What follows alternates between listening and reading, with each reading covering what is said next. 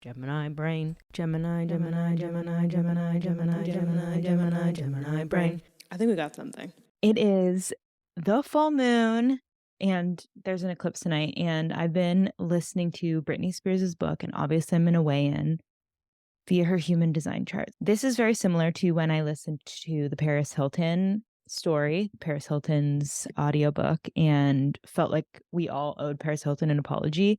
I realized even before I had started Britney's audiobook that I have a bunch of preloaded opinions about her based on the way that she was portrayed in the media and portrayed to me as a child. Like, as I remember seeing her as this little virginal girl, and then when Justin outed her, like they'd had sex. I mean, she is born in 81, so she's 7 years older than me. I'm 88. So that was like, obviously, I was not of an age where that was going on in my mind. And I grew up in the Catholic Church. So there was so much judgment. Anyway, I am wearing a snake ring to honor the queen herself. First of all, Britney is, I don't want to say she's a cautionary tale, but there is a bit about her that, you know, she was obviously from an abusive family, from an abusive line. She goes through at the beginning of the book how her grandparents were abusive, and the cycle of abuse that got passed down from her grandparents to her parents and then her parents to her. And she talks a lot throughout the book about how she felt reduced to childhood again and again. Like, all of my options were taken away from me, or my autonomy was taken away from me, and I started acting like a little girl.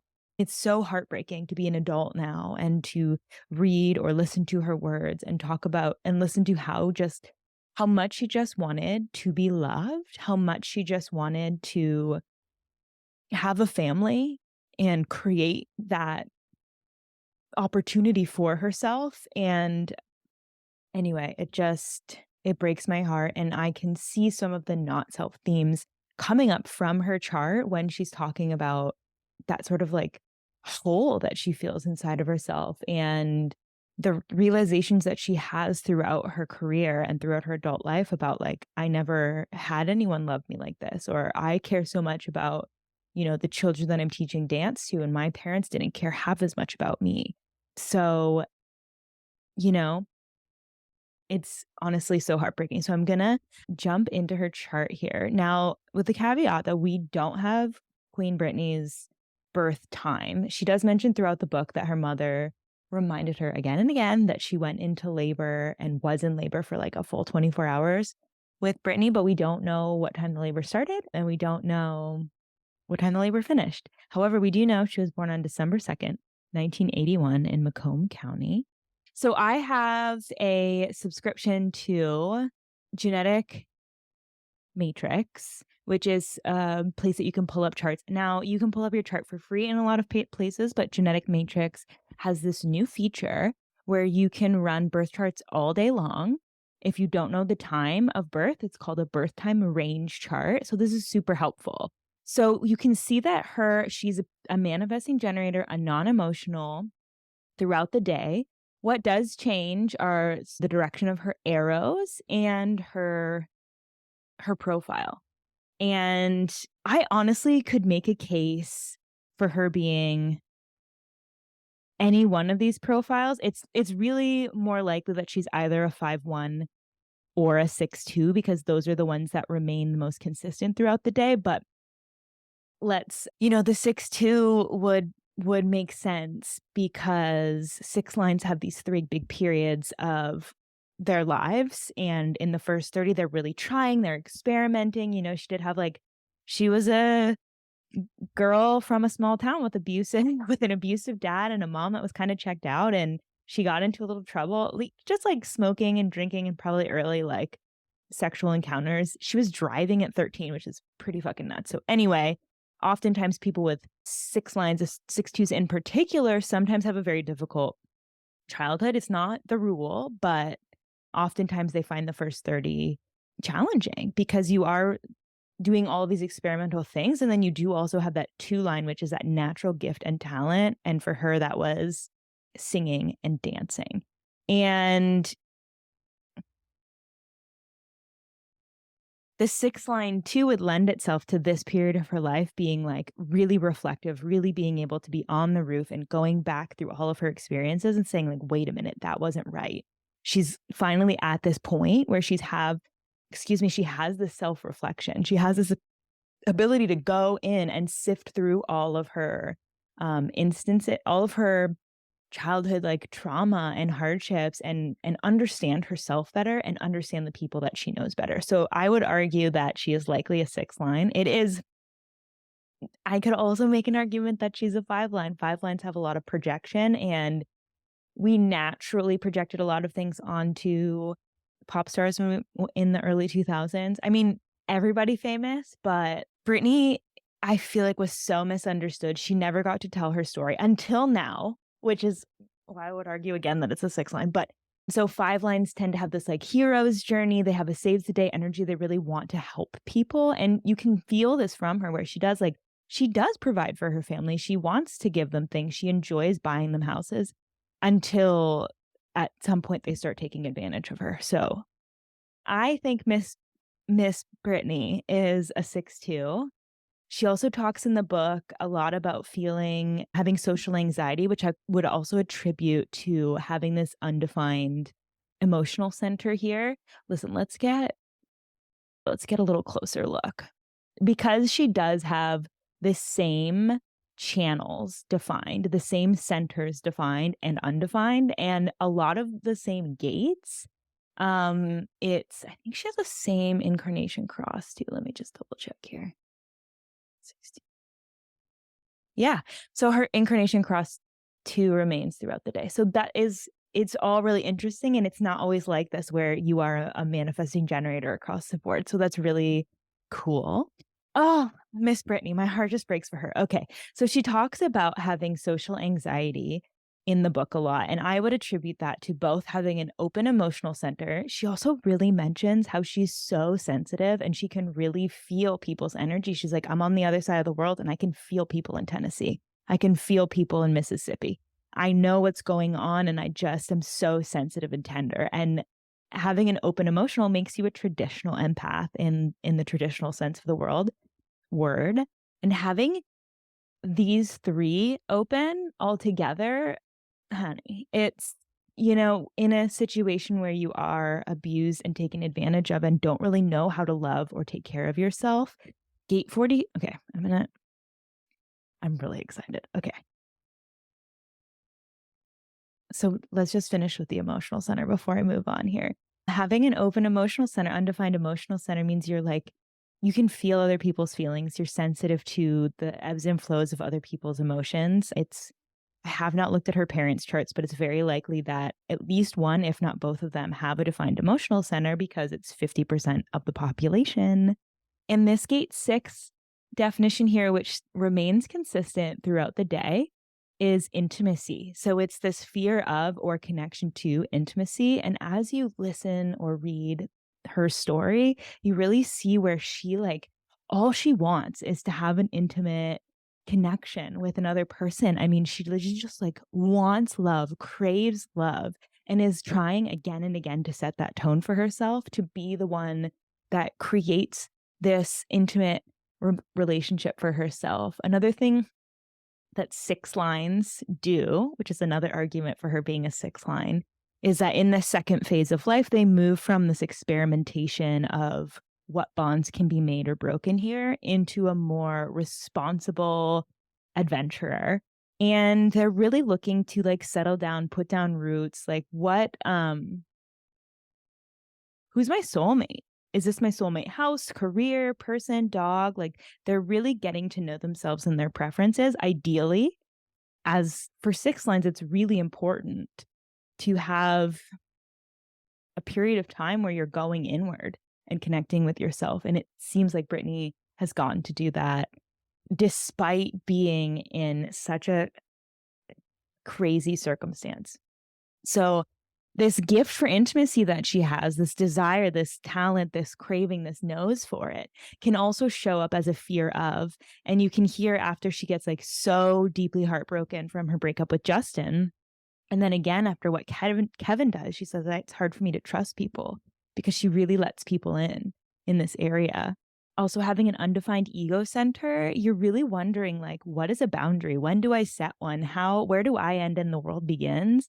And there can be a tendency to pedestal people if you have an undefined ego here, undefined heart center, or say, like, I don't want to hurt you. So I'm going to do everything I can to make it easier for you, even if that means sacrificing myself, which is at the end of the day, not a healthy way to interact with that energy, but it's something that she's learning over time. What is my self-worth? Where does my self-worth come from? What's the value of my time and my words and my creativity? And you can hear her really grappling with that throughout the book. Britney. And then what I find so interesting is she also has this undefined G center. So this center is the center of love, identity, and direction. So who am I? Where am I going? And what am I doing? What makes me me? What do I like? What do I dislike? What do I want to try? With this open, you can be more of a chameleon. You're picking up different habits and maybe even interests from the people that you're around. You're trying on different costumes. You can kind of see her evolve over the different albums, even though she did not have total creative autonomy, especially after her dad took over her conservatorship.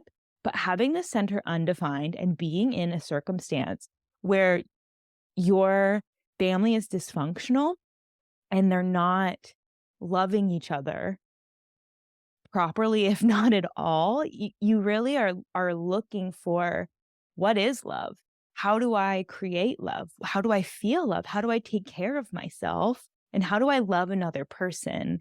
And you can hear her really, she did experience, it sounds like, this really deep, intimate connection with Justin.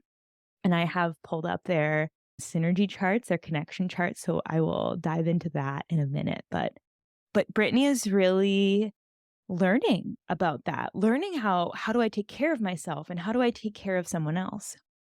What I think is super interesting is that in this center, she has consistently throughout the day, gate 46 defined. And gate 46 is all about a love of your physical self and your power, and a love of like being in your body, being physically incarnated in your body. And like many women and like many famous women in the early 2000s, her body didn't really belong to her anymore. I mean, from the jump, they created this story about Britney is this virgin. Britney is not sexual. She is, even though she admits in the book, yeah, I had been sexually active since I was 13, like long before I was on the scene. So, I don't see why it's anyone's business, but yeah, I'm a woman and I'm having sex and I'm living with my boyfriend, Justin fucking Timberlake. And she gets sort of vilified throughout the book, or she talks about her experience of that vilification where, and we all know that there was a period of time, if not still existing now, where there's a bit of a double standard in terms of promiscuity and sexuality, where Britney says that she really didn't cheat on Justin. She made out with a guy one time and knows that he slept with multiple women, and she was the one who got blamed for their breakup, even though she was like desperately heartbroken. Anyway, I think it's so interesting that during the conservatorship, she talks about how she couldn't even eat anything that she wanted to eat. When she started feeling good, she was dating a guy and he gave her a diet supplement that was helping with her energy. It was boosting her mood. Her body was looking good and feeling good, and her performances were better. And her dad was like, nah, we're keeping you on a tight leash. We're going to shut that down. And she wasn't even able to be in control of her body, which is so harmful for anyone, but especially somebody who's really learning to love the world through their physicality. She talks about how much she loved performing and dancing and singing, and also just like, she talks about at one part the joy of rehearsing, of like being sweaty and rolling around and perfecting the routine, which I think is such a generator thing. It's the deep satisfaction of going through the process of birthing your creative genius, birthing your creative efforts and showing up day after day and really perfecting that thing that you love. And that was also taken away from her when she was in Vegas and had to perform the same thing day in and day out, was not allowed to choose her food, was not even allowed to be in charge of when she went to the bathroom. She couldn't treat her dancers to a meal. This woman was worth at one point like tens of millions of dollars, and her parents just took it away from her. I am so glad that she is having this opportunity to tell her story, and what a perfect time. I feel like we're a ripe audience for it. We're ready. We're ready to hear her story and not write her off again. It's heartbreaking to hear her talk about her experience, like with the shaved head photo, and how desperate she was to get her children back from this guy who didn't even want to be a part of their lives at the beginning. And how, being hounded by the paparazzi. I'm really glad that she's gotten out of there, and it'll be interesting to see what she's able to create. But okay, what else? Oh, the other interesting thing with having this undefined G center here is learning, who am I? What makes me me? And what happens if I don't do the thing I thought made me me anymore, which might be if you're an athlete and then you hurt yourself and you can't do it anymore, or, you're a wife and then you get a divorce. It's sort of like this loss of identity, but really discovering that there are parts of you that do remain consistent no matter what your titles are. But after she does a bit of acting in the movie Crossroads, she talks about losing herself in the character. And I think one of the low vibrations, or one of the low like iterations, the way that this center can show up if you're not rooted in who you are, if you're not trusting your gut, if you're not in a position to be able to trust your instincts. And look at how many gates Miss Britney has defined. Ugh, so instinctual, so intuitive. But if you're not able to be sort of on your own team and acting in your own best interest, you start to question, who am I? And she talks about losing herself in this character. And it was sort of like an accidental method acting moment. And she just says, like, there was weeks when I didn't feel like me. I became this person. And she jokes that, like, I'm so glad that I was playing like a sweet girl from a small town and not a serial killer, because I just couldn't remember who I was. So people with an undefined G center, if you're giving away all your power, right? If you also have this ego center undefined, or you feel like you have to prove yourself or improve yourself in order to get love, or give yourself away in order to receive love, you have to like really earn it, which can come from the type of trauma that Britney was subjected to as a little kid. Like, a lot of her love and attention came from the money that she made her family. So she always sort of felt like, I have to do everything for everyone. And then they forced her to. But yeah, people with this undefined are a little more likely, first of all, to be super sensitive to their environment and the people that they're around, because you're really taking on your environment with this undefined. And it can be, if you're not comfortable, it's really difficult to sort of quiet that part down and be able to pay attention to the rest of the information that is either coming from you consistently, the places where you're defined, or coming through inconsistently where you're undefined there. And if you don't have a solid sense of self and you have an undefined G center, you can tend to like just become the person that you think you need to be in order to get love. Like when you enter a new relationship, especially if you have like an anxious attachment style. And Brittany does talk about suffering from social anxiety in the book. These are the type of people, and it sometimes you have to learn that lesson when you're young, but the type of people that sort of like, I've definitely been in relationships. I have this undefined myself, and if I had an ex-boyfriend that was into rock climbing, and I was like, cool, let's go rock climbing. And after we broke up, it's not really something that I continue to do. I did enjoy it. I enjoyed doing it with him, but it's not like a long-term part of my routine. But you can see if you're sort of susceptible to or open to taking on those different aspects from other people, you can kind of lose yourself in it. And that is kind of what happened, it sounded like, to Britney when she did the movie. So Miss Miss Britney Jean is a manifesting generator here to really like hone her craft and get involved and be creative, very instinctual. So this center here, the spleen that she does have defined, is an awareness center, and it's like basic instincts, like don't trust this person or go here or don't go there.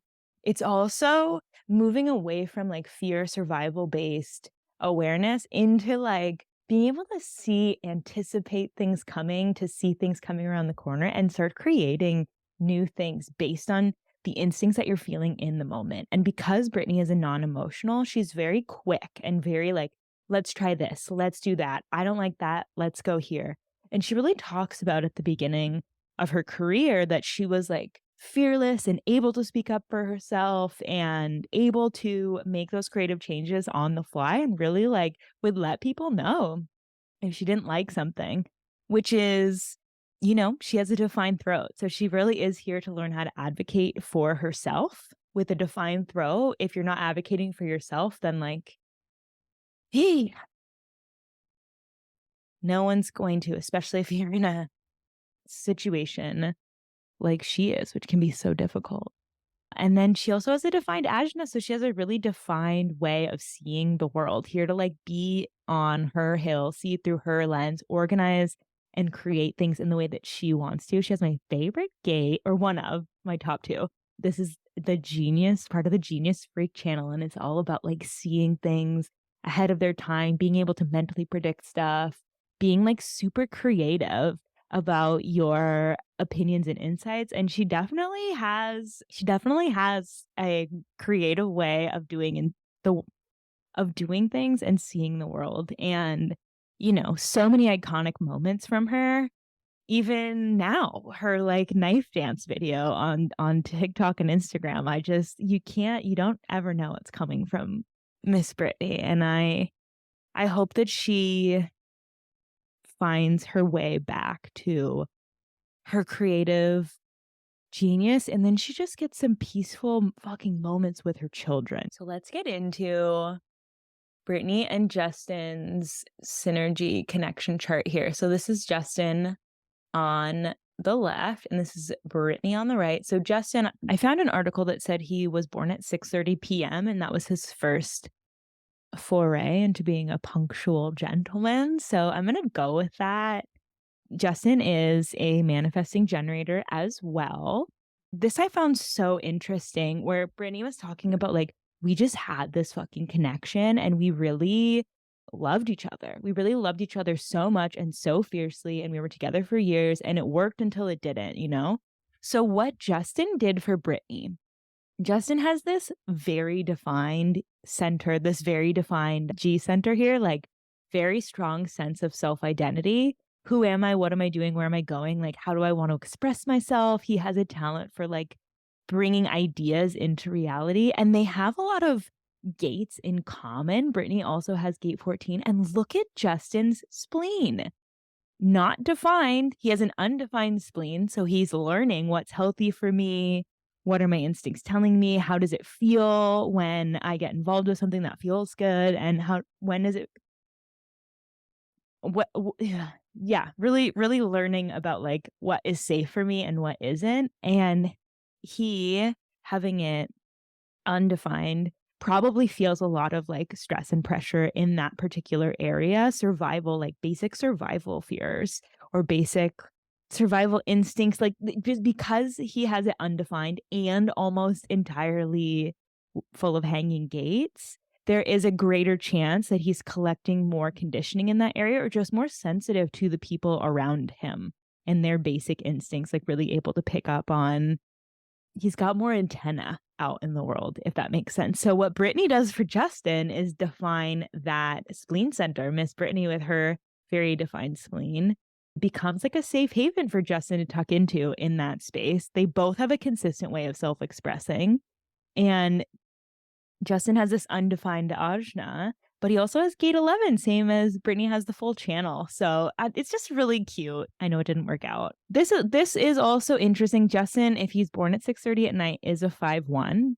And I don't know, that'd be kind of a cute argument for Britney also being a 5'1", even though I'm full team 6'2". I just think, like, when you have the same profile as someone, especially if you're the same energy type, it's a real base level way of interacting.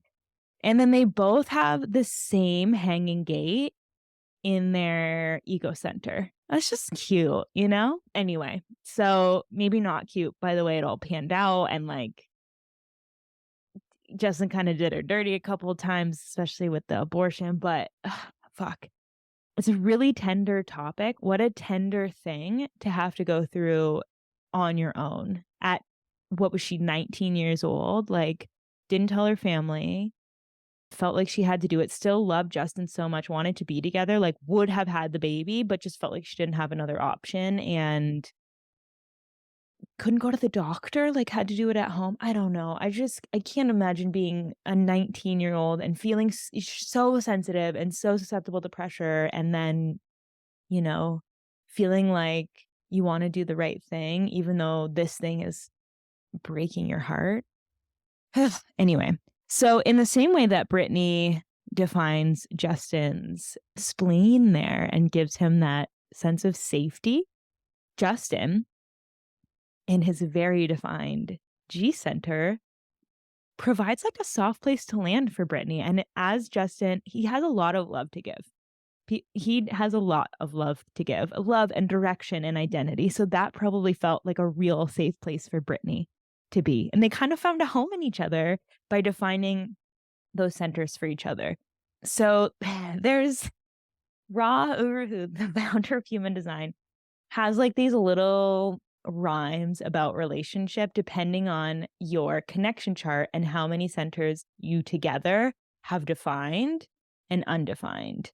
So together they have 5 defined and 4 undefined, and their Ra's little rhyme there is 5 and 4 not a relationship anymore. Ra's a bit of a pessimist, and I don't think that, like, you know, they didn't last, obviously, and I can't imagine like the pressures of being young and famous and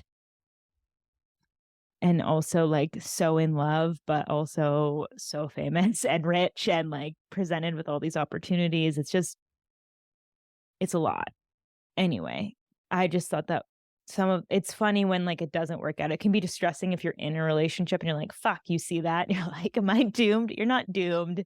There's nothing in the chart that can doom you from a relationship not working out. There's just different energies to manage. And because it's almost half and half, I don't know what Ra's like exact line of reasoning for saying that is, but anyway, I thought that was interesting. Back to Queen Britney. The other center that we didn't talk about yet that she has undefined and throughout the day it remains the same is her crown center, which is a pressure center, the pressure to have everything mentally figured out, wrap a little bow on it. It is doubts, it's needing to have an answer.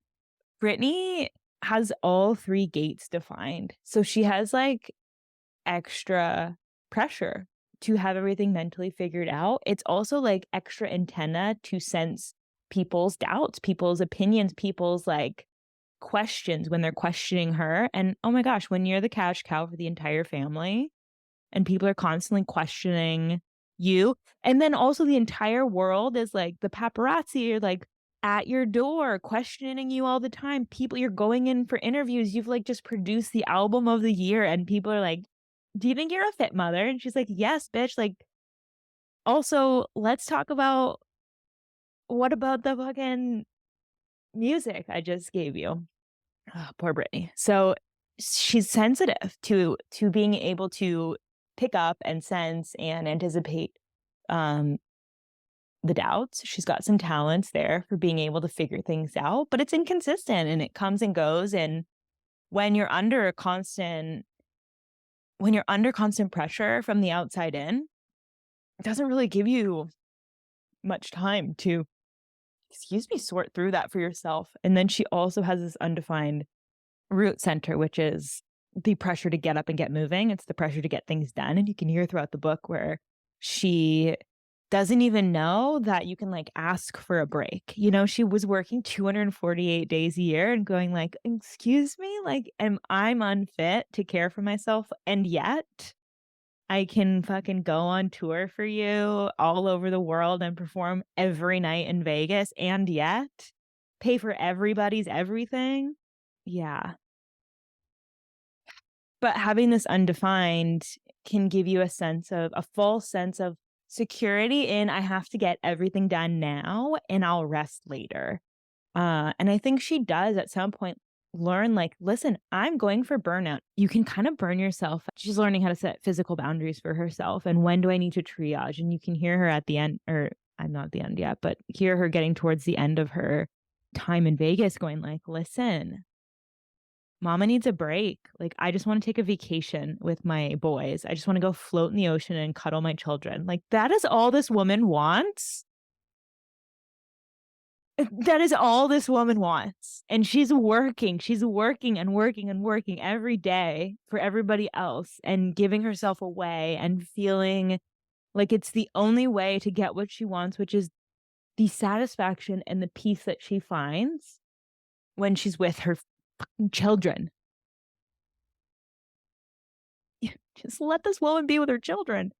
It's also crazy, I didn't realize that her kids were, like, that close together in age.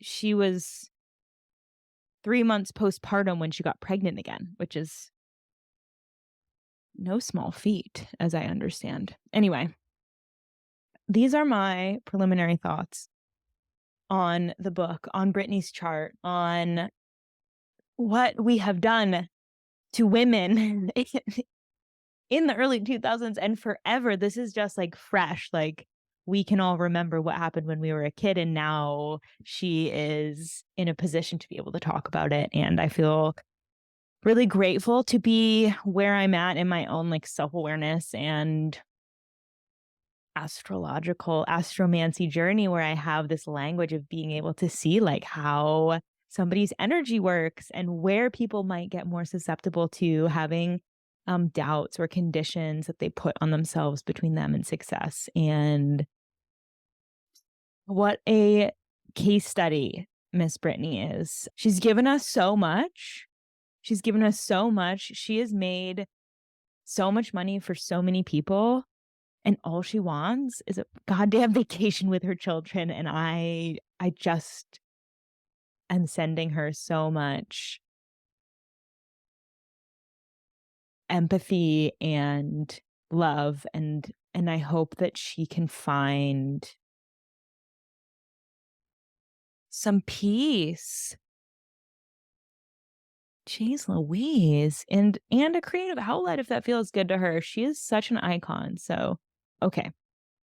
I'm gonna wrap that there. Let me know what you think.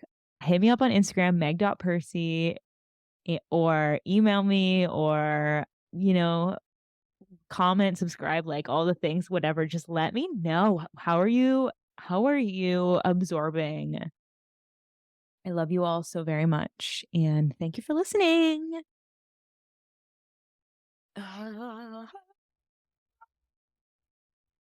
That's Brittany, bitch. How do I stop? How do I stop recording?